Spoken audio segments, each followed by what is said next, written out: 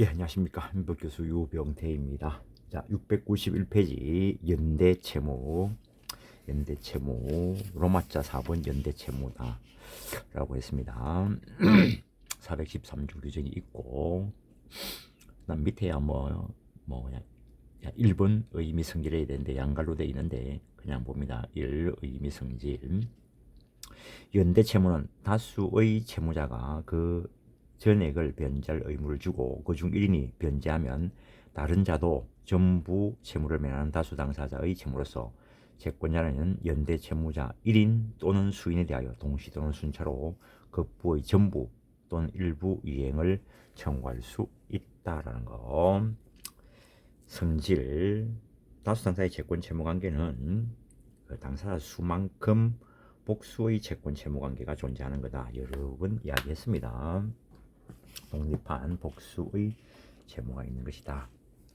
그 연대 채무의 경우에 주종의 구별이 없다. 보증 채무는 주종의 구별이 있지만 연대 채무 주종의 구별이 없다. 그래서 연대 채무가 하나의 법률행위에서 발생한 경우에도 어느 연대 채무자에 대한 법률행위의 무효나 취소 원인은 다른 연대 채무자의 채무에 영향을 미치지 않는다. 각각 별개이기 때문에 각 채무자의 채무는 조건이나 기한 그 밖의 이전화 변제기 등 모습을 달리할 수 있다. 각각 별개의 독립적인 것이기 때문에 그래서 어떤 사람에 대해서는 위자부일 수도 있고 어떤 사람에 대해서는 무위자부일 수도 있다라는 거.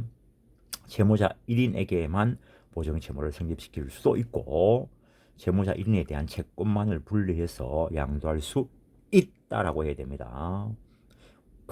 너무나 명백한 오타입니다. 있다라고 해야 되는 거. 동그라미 2번 연대 채무자 각자의 채무 전부에 대한 급부 의무. 각 채무자는 전부 급부 의무를 부담한다.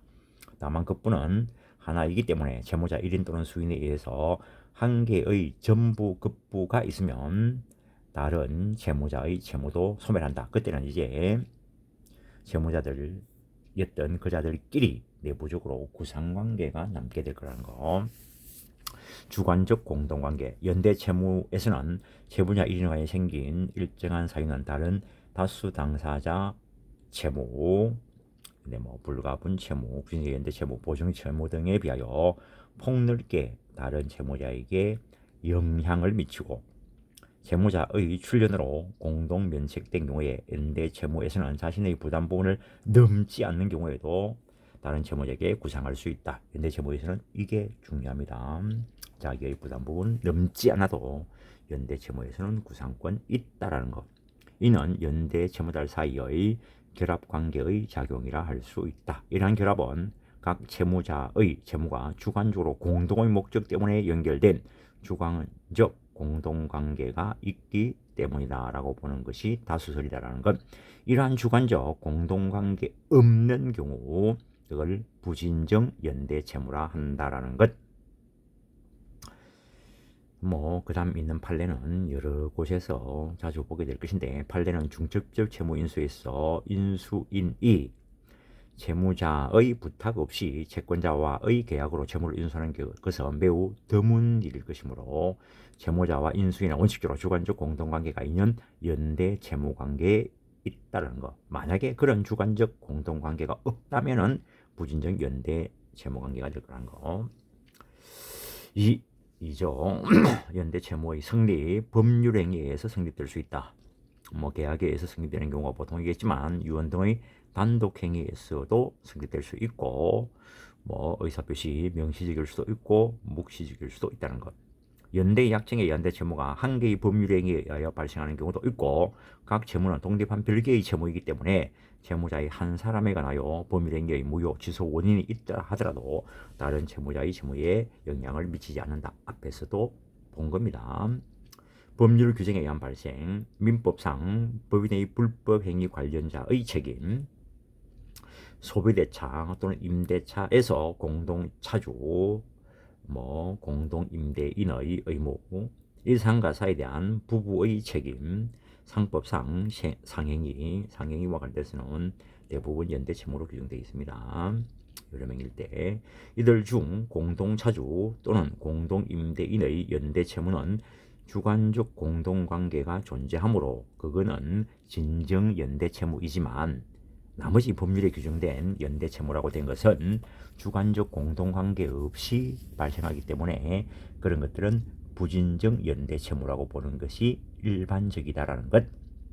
앞에서 간단하게 이야기했던 거 조문을 한번 소개해 놓은 것이고 3. 연대채무의 대외적 효력.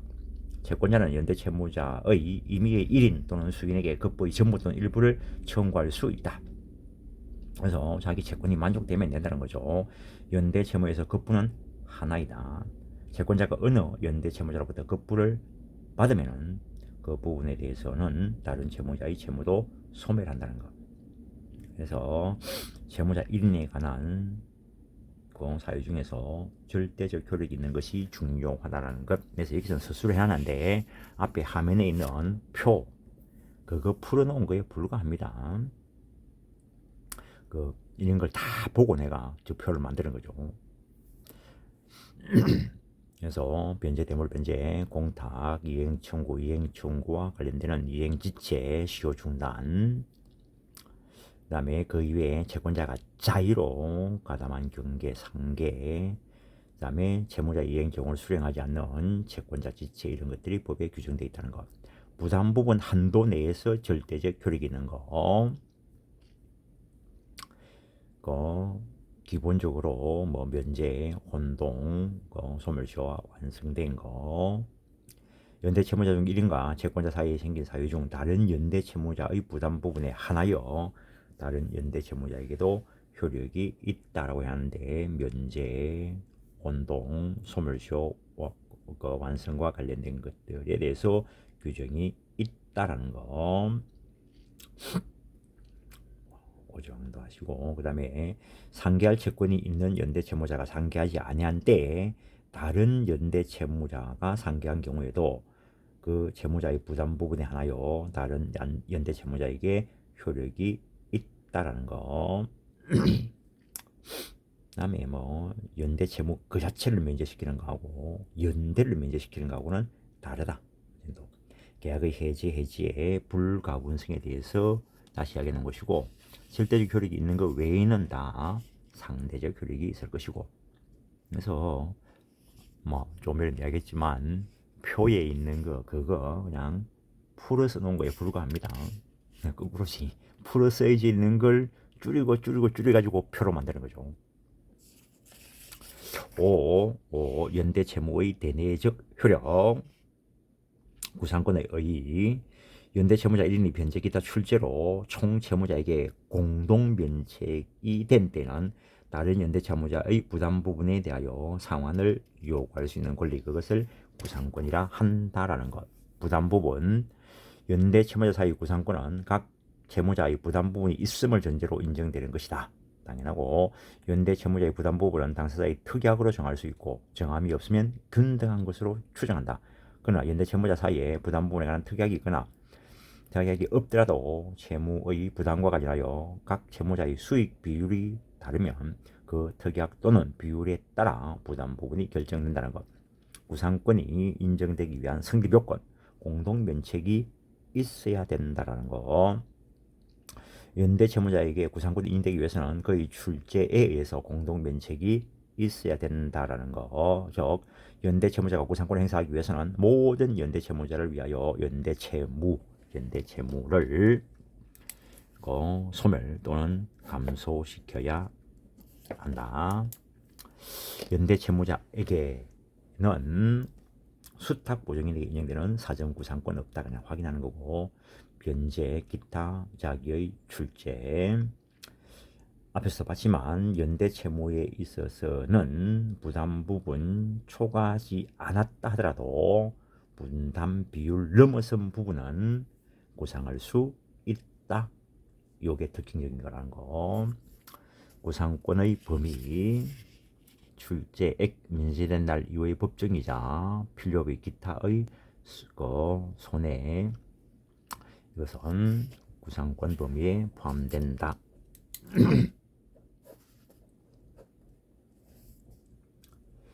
나머지는 읽어보시는 거고 구상권 제한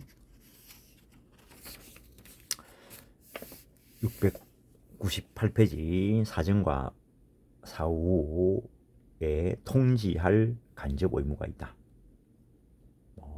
일단 통지 안 하면은 자기에게 일정한 손해가 발생할 수 있겠죠. 일단 책무가 뭔지 간접 의무가 뭔지는 채권 총론 앞부분에서 간단하게 설명해 놨을 것이고, 사전 사후 통지할 책무는 이중 변칙 위험을 방지하기 위한 것으로 연대 채무자가 공동 면책의 행위를 하기 전에 사전 통지를 하지 않았거나 공동 면책 행위를 한 후에 사후 통지를 하지 않은 경우 그 공동 면책 행위로 대항하지 못하거나 유효를 주장하지 못하는 불이익을 입는다는 거. 주관적 공동관계가 없는 부진적 연대 채무에서는 이 통지 의무가 유추 적용되지 않는다는 거. 객관식에서는 그런 것들이 중요하겠죠. 말 나온 김에 객관식과 관련된 걸 갖다가 외우려고 하는 사람들 이해를 못 하겠습니다. 객관식 지문 많아봐야 5개인데 5개 지문을 보고 마인드를 가지고 옳다 틀리다가 판단돼야 되는데, 그걸 교과서를 외워가지고 교과서에서 본 거 안 본 거 그래 풀어가지고 점수 안 나옵니다. 내도 초장기에는 그랬는지 모르겠지만 민법 공부하면 민법 객관식 문제를 풀면서 이걸 봤나 안 봤나 그런 생각 안 했습니다. 그냥 그 지문을 보고 이게 옳겠다 틀리겠다 옳다 틀리다 이거 가지고 판단하는 거지. 그래서 내는 옛날에 강의할 때는 OX 문제를 많이 활용을 했습니다. OX 문제 보고 외운 거 가지고 옳다 틀리다를 팔 수가 없죠. 그걸 이해를 해가지고 이거 옳겠다 틀리겠다 그렇게 접근하는 거죠. 마인드를 가지고. 사전 통지를 하지 않은 경우 어느 연대 채무자가 다른 연대 채무자에게 통지하지 아니하고 변제 기타 자기의 출제로 공동 면책이 된 경우에 다른 연대 채무자가 채권자에게 대항할 수 있는 사유가 있다면 그 부담 부분에 하나요. 이 사유로 면책위를 한 연대 채무자에게 대항할 수 없고, 그 대항 사유가 상계인 때는 상계로 소멸할 채권은 그 연대 채무자에게 이전된다는 거. 사후 통지를 하지 않은 경우 어느 연대 채무자가 변제 기타 자기의 출제로 공동 면책되었음을 다른 연대 채무자에게 통지하지 않은 경우에 그 다른 연대 채무자가 선의로, 즉 공동 면책됐다는 걸 모르고 채권자에게 변제 기타 유상의 면책 행위를 한 때에는 그 앞에 했던 그 연대 채무자는 자기의 면책 행위의 유효를 주장할 수 없다. 따라서 사후 통지를 받지 못한 다른 연대 채무자가 선의로 변제 기타 유상 행위로 공동 면책 행위를 한 경우에 제2의 출제 행위를 한 다른 연대 채무자의 공동 면책 행위가 유효하다라는 거. 제1의 출연자의 사후 통지 없는 동안에 제2의 출연자가 사전 통지 없이 한 경우라면 이때는 명문의 규정이 없고, 그래서 일반 원칙에 따라서 제1의 출제 행위만 유효하다고 보는 게 학설.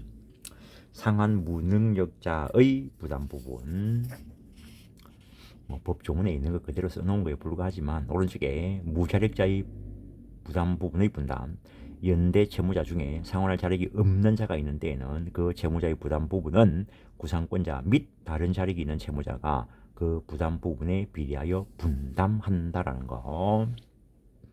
구상권자에게 과실이 있는 때는 다른 연대 채무자에게 분담을 청구하지 못한다.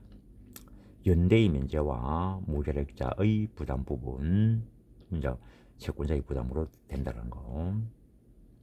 구상권도 권리니까 대위가 일어날 수 있고 그 정도 하시고, 다음에 개념 정리하는데 700페이지 연대 채권입니다. 6. 연대 채권. 연대 채권에 대해서는 민법의 규정이 없지만 사책 자체의 원칙상 연대 채권도 성립될 수는 있다고 본다. 그런 게 있다는 정도. 7. 부진적 연대 채무. 부진적 연대 채무. 주관적 공동관계가 없음에도 수인 여러 명의 채무가 동일한 내용 급부에 관하여 각각 독립해서 전부의 급부를 해야 할 채무를 부담하고 그 가운데 한 사람 또는 수인이 한 개의 급부를 하면 모든 채무자의 채무가 소멸하는 다수 당사자의 그 채무관계로서 민법이 규율하는 진정연대에 속하지 않는 것. 진정연대는 주관적 공동관계가 있어야 된다 했습니다. 그 주관적 공동관계가 없는 경우를 부진정연대 채무다라고 이야기한다는 것. 연대 채무와 진정연대와 부진정연대 채무 구별 그 정도 하시고, 부진연대 채무의 발생 원인 앞에 법 조문에 연대하여라고 되어 있는 거, 공동 차주와 관련되는 거 뺀 나머지는 주관적 공동관계가 없기 때문에 부진정 연대 채무로 본다라고 했습니다. 뭐 소송하다 보면은 이 부진정 연대와 관련되는 판례를 자주 씁니다. 뭐 원고 측 의뢰를 받았을 때 피고를 한 명이라도 어떻게 엮어서 더 넣는 게 원고에게 유리하겠죠. 뭐 자주 써먹는 게 법인의 불법 행위가 성립될 때 그 대표자 그 공동 불법 행위로 뭐 엮어서 부진정 연대 책임으로 가야 변제받을 길이 생기는 경우가 있습니다. 10번 관련 판례 부진정 연대 채무관계는 서로 별개의 원인으로 발생한 독립된 채무라 하더라도 동일한 경제적 목적을 가지고 있고 서로 중첩되는 부분에 관하여 일방의 채무가 변제 등으로 소멸한 경우 타방의 채무도 소멸하는 관계에 있으면 성립될 수 있고, 반드시 양 채무의 발생 원인, 채무 액수 등이 서로 동일할 것을 요한다고 할 수는 없다라는 거. 통상 공동소송관계라는 거. 부진정 연대 채무자 들한테 동시에 전부 다 청구해야 되는 건 아니잖아요. 이 시에 따로따로 청구해도 됩니다. 부진 연대 채무 관계에 있는 채무자들을 공동피고라여 이행의 소가 제기된 경우 공동피고에 대한 각 청구는 법률상 양립할 수 없는 것이 아니므로 그 소송은 민소법 본래의 예비적 선택적 공동소송이라 할 수 없고, 따라서 거기에 필수적 공동소유에 관한 민소법 준용되지 않는다. 상소로 인한 확정, 차단의 효력도 상소인과 그 상대방에 대해서만 생기고 다른 공동소송에 대한 관계에는 영향을 미치지 않는다는 거. 3번 이행 보호자가 고의가실로 목적물을 멸실 훼손시킨 경우 채무자의 채권자에 대한 손해배상 책임, 이거는 채무 불이행으로 인한 손해배상 책임입니다. 그때 이행 보조자는 일정한 경우에 그 채권자에 대해서 불법 행위가 성립된다면 이때 채무자의 채무 불이행으로 인한 손해배상 책임과 이행 보조자의 불법 행위로 인한 손해배상 책임, 이것도 부진정 연대 채무 관계가 된다는 거. 그다음에 동그라미 4번 어떤 물건에 대하여 직접 점유자와 간접 점유자가 있는 경우, 이거 보면은 12년도에 나온 판례인데 그 이후에도 이와 관련되는 판례가 상당히 많이 나왔습니다. 어떤 물건에 대하여 직접 점유자와 간접 점유자가 있는 경우 그에 대한 점유 사용으로 인한 부당이득 반환 의무는 그 동일한 경제적 목적을 가진 채무로서 서로 중첩되는 부분에 관하여 일방의 채무가 변제적으로 소멸하면 타방의 채무도 소멸하는 이른바 부진정 연대 채무 관계에 있다라는 거. 다음에 동그라미 5번 설계 용역 계약상의 채무 불이행을 인한 손해배상 채무와 공사 도급 계약상의 채무 불이행을 인한 손해배상 채무는 서로 별개의 원인으로 발생한 독립한 채무이나 동일한 경제적 목적을 가진 채무로서 서로 중첩되는 부분에 관하여 일방의 채무가 변제 등으로 소멸하면 타방의 채무도 소멸하는 부진정 연대 관계에 있다라는 거. 뭐 6번 비슷한 관계이고, 효력, 대외적 효력, 채권자는 채무자 중 1인에 대하여 또는 동시나 순차로 총 채무자에 대하여 채무의 전부는 일부 이행을 청구할 수 있다는 것. 채권자 1인에 관하여 생긴 사유의 효력 역시 쭉 풀어놓은 거죠. 그래서 표 안에 있는 거 기억을 할 때 연대채무를 기준으로 해서 왼쪽에 불가분 채권, 불가분 채무, 오른쪽에 부진정 연대채무, 보정채무. 잘 머릿속에 넣어 보십시오. 표는 외우는 게 아니고 눈으로 딱 찍어놔면은 되는 부분이 있습니다. 그래서 그걸 쭉 늘어서 놓은 거고, 앞에서도 말했지만 원래 늘어서 놓은 걸 고민해가지고 저 표를 만드는 거라는 거. 그래서 안에 내용이 들어와서는 아니 내용에 들어와서는 어떤 경우가 연대채무고 어떤 경우가 부정의 연대채무고 그거 판단하는 하는 거고 나머지 객관식은 문제에 있는 걸 보고 옳다 틀리다를 판단하는 거고 주관식이 나오면은 법 조문을 가지고 해결하면 되고 그러니까 그런 거 생각 안 하고 무조건 머릿속에 외우려니까 민법 하나만 가지고 나가 떨어지는 거죠. 그럼 704페이지 보면은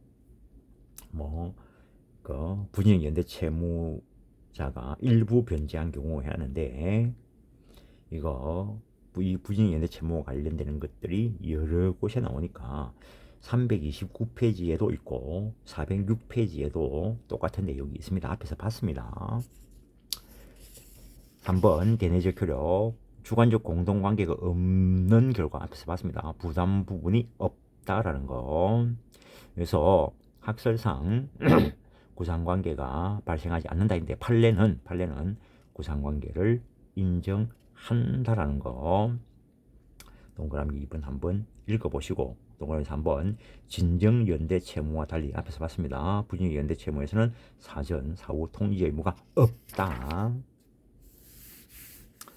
그 다음에 동그라미 4번 그 684페이지에서 보고 온 내용입니다. 자, 이번 시간은 이 정도 하고 그 보정채무는 로마자 5 보정채무가 됩니다. 예, 수고하셨습니다.